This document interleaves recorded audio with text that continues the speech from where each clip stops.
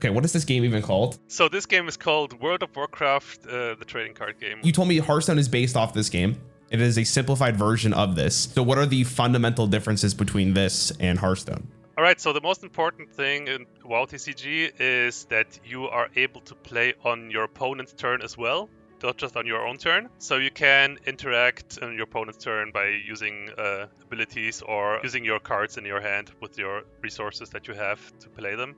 Basically, all the unused mana you have, you can spend on your opponent's turn if necessary. Oh, and then your mana will refresh at the start of your next turn. Yeah, basically the way the mana works, it's kind of like in Magic. You play one resource per turn, but you have the option of like putting quest cards into your deck that have a specific effect in addition to making mana, or you can just put a card face down, any card from your hand face down as a resource as well. It's a pretty cool resource system. I really like it because it gives you more options as well. Is there any other fundamental differences between this and Hearthstone? The combat works kind of the same. I mean, you have your hero card, which basically is your hero in Hearthstone as well. It has a hero power that you can use once per game. Oh.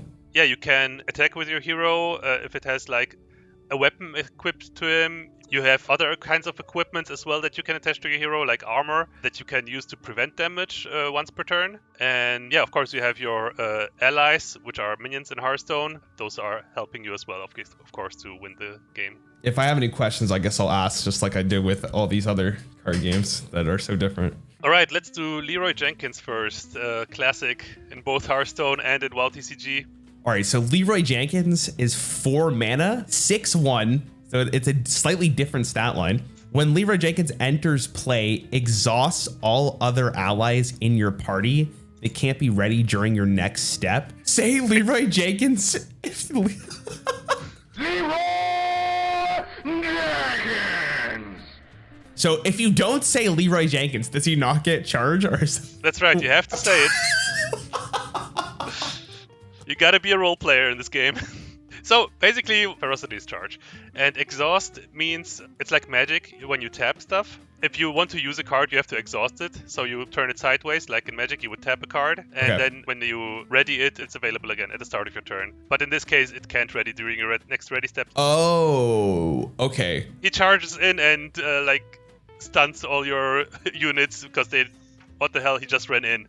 Like in the video, right? Oh, okay, yeah. So this one is way more relatable to the actual clip than it is in Hearthstone. If you have no other allies on your board, I guess, like, does he just exhaust himself? Is that it? No, just all your others. What's the life points of like each hero? Is it 30 as well? Yeah, the highest is like 31 for like a Tauren warrior, and the lowest is like 25 for a mage.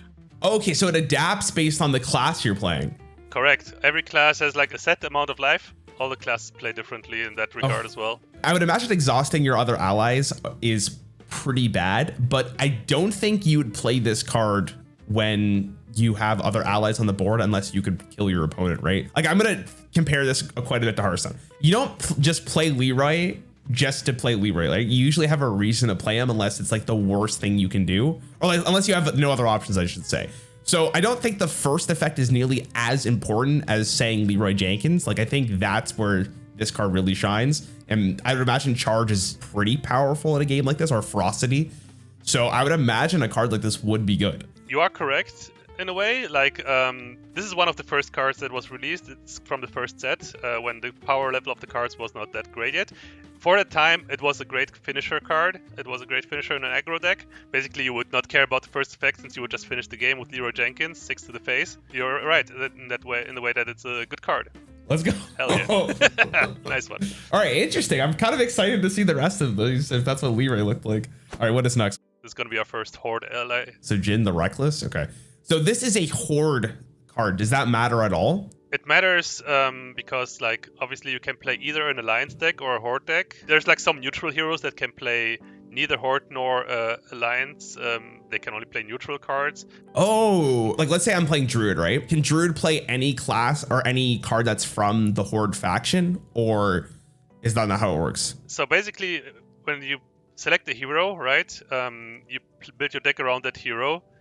So, for example, you have a Horde Druid. You could play Horde cards, and you could play neutral cards, and you could play druid cards that only druid can have. All right, so this is 3 mana. I think that's still mana, right? Just now it's red. Yes. This ally attacks opposing heroes and allies at random. Stash. As this enters your resource row, you may have it enter face up, immediately turn it face down. Your hero deals 2 nature damage to target random opposing hero or ally. Wow, so this card is literally just all randomness. Yeah. There is summoning sickness in this game, right? Yes, correct. Okay. The stash effect happens, I guess, like the second you put it down, like almost like a battle cry in a sense. Yeah, you put it into your resource row, and then the effect triggers immediately. Okay, so you do 2 random nature damage to a random enemy. Okay, interesting. Or ally.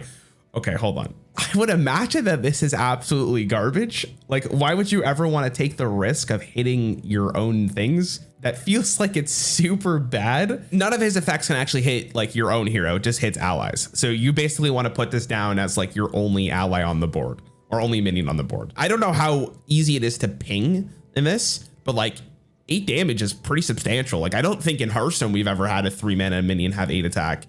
Even though I don't know if this one would actually see play. I don't know. I feel like I would have to go with bad. Like, I don't know why you would ever want to play this effect. I'm also just thinking that it's pretty easy to ping this off. So I'm going to go with it's bad. I don't see this actually seeing any play. All right, so this effect was actually kind of meta warping and really insanely good.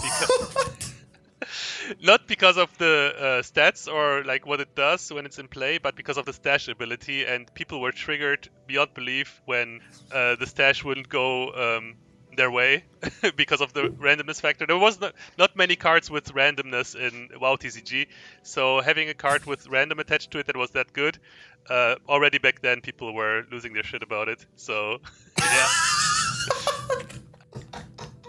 Let's say your opponent plays a 1-drop, you place this as a resource and immediately hit their 1-drop with it and kill it for free, right?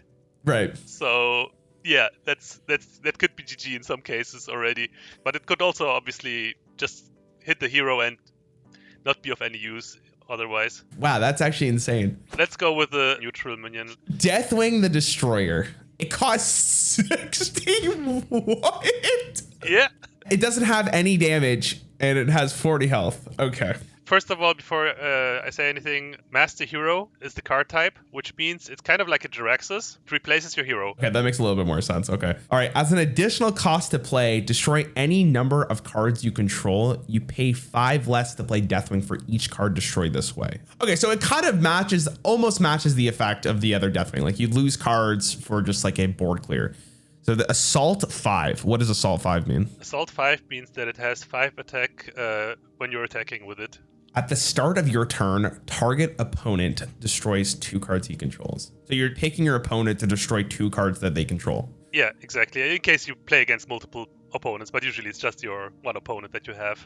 What's the starting hand? Is it the same in Hearthstone? Like, you have 7 cards at the start, just like in Magic, because you are also forced to place cards from your hand as resources, so you have to have more cards in your hand. 7, right? Okay. Keep in mind with Master Heroes, the damage that you accumulated throughout the game, it remains on the Master Hero as well. Oh, so if you take 20, this starts with 20, you get 20 life instead of 40. Yeah.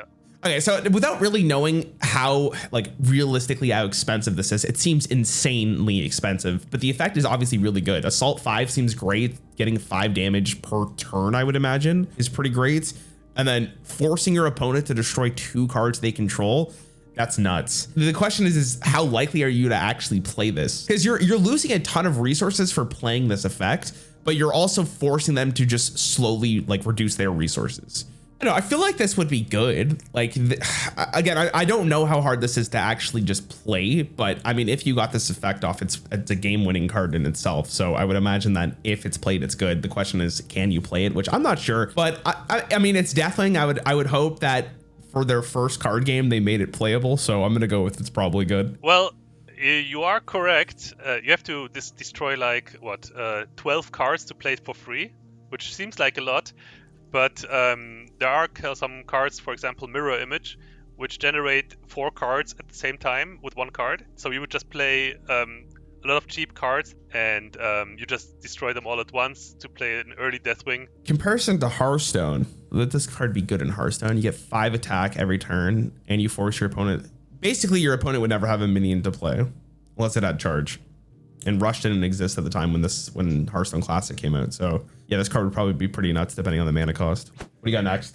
Let's go for Evasion. 6 costs to play a spell on your turn. Ongoing, prevent all combat damage that would be dealt to your hero. That's a tricky one, right? In Hearthstone, if I had an effect like that, that's pretty nuts. Every single time they printed a card that stops you from dying or taking damage, it's been pretty decent. This one's interesting. Wow, I don't know if this is good though. You have to play this on your turn, and your opponent virtually has to answer this. Like if they don't have an answer for this card, they lose the game in theory. I don't know how fatigue works in this game, but like if they can't kill you, then how do they win? Prevent all combat damage though. I don't know if there's spells in this game that just hit face directly. So maybe that's a way to get past this. I would assume that this is very, very expensive for what Rogue would want to do. Like Rogue, I don't think Rogue would play this effect in Hearthstone unless it was cheaper, but preparation might be a thing in this game too.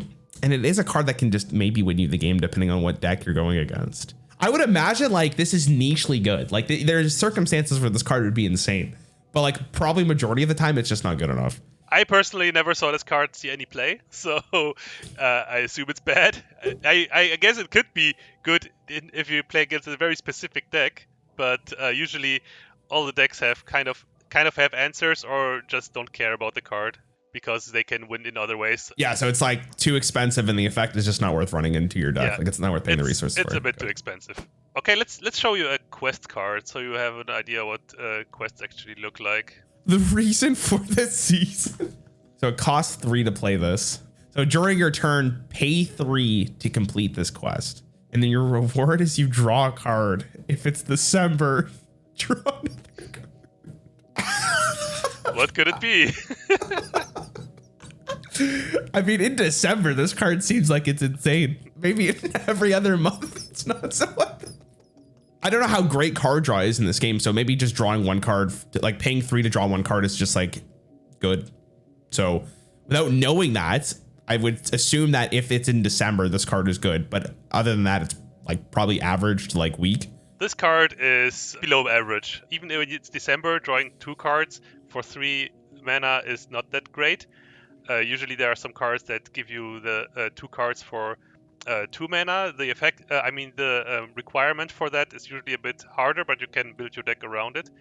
Typically, it's like the baseline for drawing 1 card with a quest would be 1 mana or 2 mana. And it all depends on how easy the quest is to actually fulfill. It's weird that they took this design and really changed it for what it was for Hearthstone. In Hearthstone, I don't think this card would see play at all. This is basically not really a card that you play, right? It's just a resource. So in Hearthstone, it would be like a mana crystal that you gain at some point, and then at some point in the game, you can pay 3 whenever you feel like it, and then draw a card, right?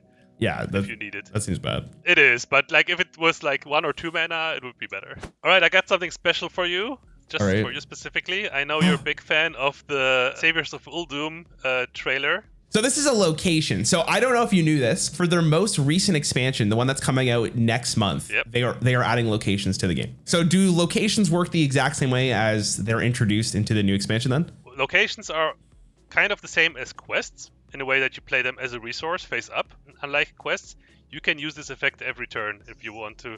For 2 mana, once per turn, you could choose one. You target weapon has +3 attack this turn, or target armor has +3 armor this turn. It costs 2 mana every single time you use this effect too, right? Yes, so 3 including that card, the Uldum card itself, right? So you basically pay 3 mana. In Hearthstone, at least, the first effect alone, that is pretty strong. Like if I could spend 3 mana every single turn to just get +3 attack for a weapon, that's insane.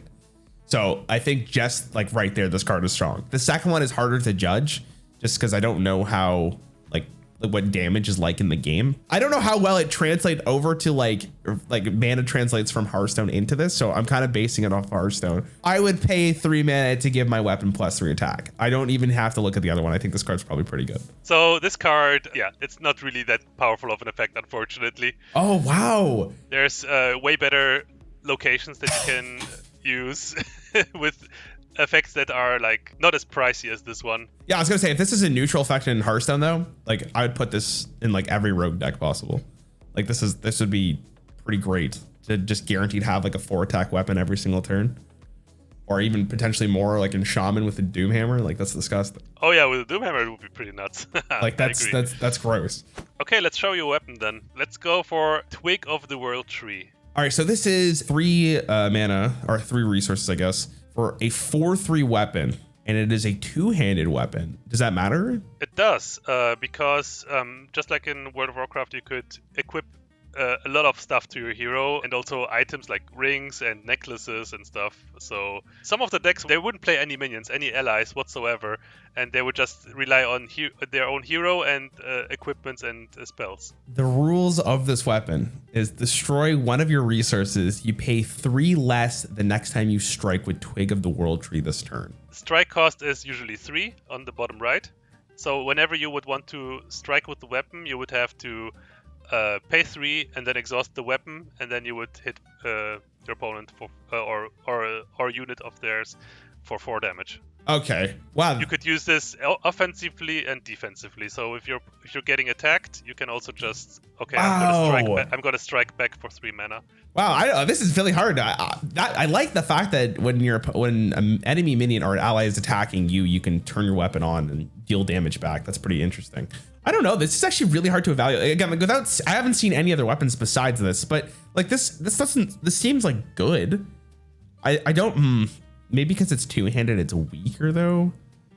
But I feel like this is pretty decent for 3 mana. Like 3 mana to deal 4 damage, but you have to destroy one of your resources if you want the rule to apply.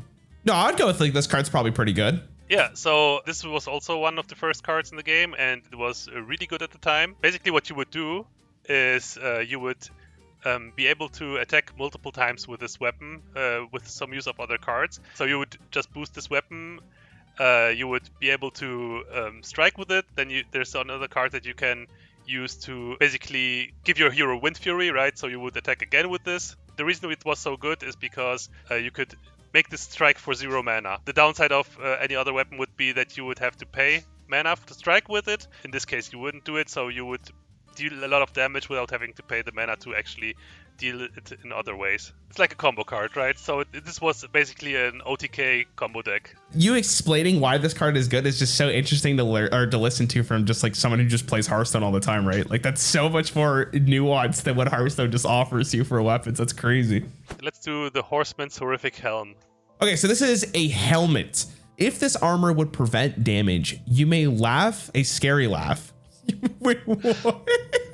It's gotta be scary though. You may laugh a scary laugh. If you do, this armor prevents all damage instead. If you would take damage, you can just use it and prevent that amount of damage that's on the bottom right. But with this effect, you can prevent all damage instead. So if let's say you're taking like 20 damage, because this would block 2 of that damage. If you laugh, you stop 20 damage. If it's 20 damage from one source, yeah. What? Okay, I'm gonna be honest though. Like that seems like a very powerful effect. Like just depending on how powerful some minions are in the game, which I don't think we've seen a very, very spicy one, like a really big one. But like if it's like Hearthstone blocking, let's say you're blocking 10 damage for 4 mana, that's probably pretty good. You can only use this effect once, I would imagine. Like this effect is gone after you use it, right? Every time you use this armor, you can use this effect. So not only are you preventing damage, but you get to laugh at your opponent as they try to do it. This card's insane. This is the best card you showed me so far, 100%. Well, it's an okay card. Let's just say that. I wouldn't say it's powerful, but it's not really weak either. I mean, it was played in some decks that I told you about, so you would basically fully equip your hero with a bunch of armor and weapons, and you would use your smaller armor to prevent the smaller minions. You would use this one to prevent the damage of their biggest unit or a damage source, and in that way it was kind of okay, but it's honestly just all right, this card. It feels like this effect could be so good. Like there's gonna be moments when this card is just so powerful. But I guess you're right. On average, like it's just like whatever. So let's show you another class card then. Let's do Blizzard. All right, 2 mana. This is a mage ability, and this is an ongoing effect for mage. At the start of each opponent's turn, your hero deals 1 frost damage to each hero and ally in the opponent's party. A character dealt damage this way can't attack this turn. When a card leaves your hand, destroy Blizzard. If I'm understanding correctly, you just basically freeze their board until you play a card, I guess, from your hand. Is that what I'm understanding? Yeah, that includes resources as well, right? So if you want to increase your mana by playing a resource, that Blizzard dies. So this is basically like a stall, in a sense. Like this is all it is. So it almost is like Blizzard, except for this card comes down way earlier, I would imagine, and that is pretty powerful considering it's an ongoing effect.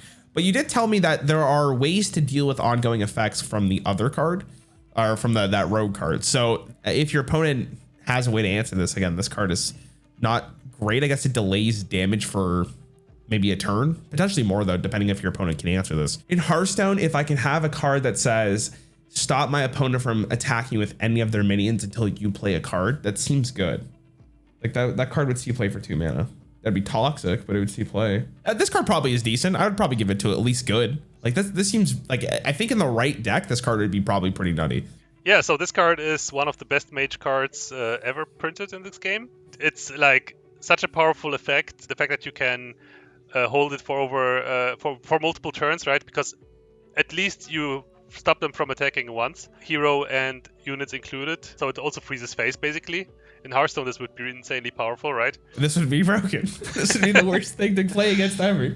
The downside to this is, of course, you have to have dealt the damage. So if you prevent the damage somehow with armor, like you saw, right, then it wouldn't affect you. Okay. So you could circumvent that in that way. Like if you play an armor and weapon focused deck, you would just ignore this card because it wouldn't deal damage to you. Overall, against most decks that were unit focused, it was just an insane card. That seems really strong. All right, so last but not least, let's do Hearthstone. Hearthstone. Yeah, gotta go for the meme. Okay, so this is 6 mana equipment. You pay 6 and then you exhaust this card to concede the game. Players can keep any of their equipment and start the next game with those cards in play. So to give you some context, usually games would be played best of 3 with sideboarding. Wow, what the hell? So you basically could just int the first game just to set up a really powerful next game. I don't know if this is good though. I mean, like the fact that you said it's best out of 3s, because like if you would have said it's just best out of 1, this card's unplayable. But best out of 3s is interesting. This adds a lot of dynamic to how you play best of 3s. This reminds me a ton of Gwent, where you can kind of play for the second round rather than the first round. So it's kind of almost like that. This is the hardest card I think anyone has ever given me to evaluate. This is nuts. What is this effect? Concede the game. Maybe you don't put this in your deck just to concede immediately. You put it in like as a safety net, just so you're more likely to win the following game up to this or after this one. So I could actually see that being pretty good. In Hearthstone, if we had best of 3s, would I pay 6 mana? Even though we don't have all of the equipment, when let's just imagine I can start the game with like a weapon in my hand. In play, yes. That's pretty decent. If I could start a Doomhammer the next game, it's really good. Like that's almost winning that game guaranteed. I mean, if it's best out of 3, man, I have to say this card would probably be pretty good. All right, so this card was unplayable. It was just a meme. Ah, damn it. Yeah, usually this effect was not nearly powerful enough to basically give up a game, right? Yeah. And also play a card that literally does nothing if you're want to win the game. So this card game is wild, man. So many cool effects in here. There were so many fun interactions that you had. You haven't even seen Lady Katrina Prester yet. It's like the most insane effect. Okay, hold on. Now that you brought that up, let me read it. Lady Katrina Prester. So she's 5 mana, 4 attack, 5 health. Trader hero required. What is that? So there are some hero types. Let's say there would be a Horde Shaman that was like the regular version, and there would be a Horde Shaman that was the Traitor version. So it would be like 2 versions of the same hero in that set. There were like other Traitor specific cards as well that you could play only in the Traitor hero deck. Wow, that's actually kind of awesome. So trader hero required. This is 15 mana or 15 resources, I guess. Remove all of your cards in all zones from the game and start an Onyxia raid. What does that even mean? The World of Warcraft card game wanted to obviously stay as true to the online game as possible. And there would be those raid decks, right? Where you would basically set up a game where you would play a cooperative multiplayer game against a raid boss. So one player would be playing the raid boss with like really powerful cards, and the other players with their regular decks would have to try to beat that raid boss. Whoa, that's so cool. Basically, the effect says that you become the Onyxia raid boss, and your opponent has to beat Onyxia. And I'm guessing just based on that, that's impossible. But you have to also consider you don't actually start a new game. Your opponent doesn't start a new game. He keeps all the cards that he has in play already. So you're the only one who starts a new game, and you become the raid boss. Oh, and you have to get killed at that point with the cards that your opponent already has in play. Yeah, but at the same time, right? Like you don't have to use this effect until you're at like a really good point, right? Like the fact that you just play this and then, or I guess no, because if your opponent kills it, I guess you don't have the effect anymore. Wow, I couldn't even tell you if this is good or not. This is so hard to judge because obviously I don't even know like how powerful an Onyxia raid is, right? So, or how powerful I guess you become as the raid boss. I don't know. It's probably good. Like, isn't this good? Or is this just straight? It's either really good or it's just a straight meme card. I don't think there's an in between. Based on the cost, you can already tell it's a meme card. If you got to the point where you are able to spend 15 mana for something like that, you should usually be winning the game. And it is obviously possible to beat Onyxia at that stage of the game, but yeah, you usually don't, I think, if I recall correctly. I mean, this effect almost never saw any play in tournaments, but the times when it did, it was like spectacular, and it was like everyone was popping off when somebody hit Onyxia.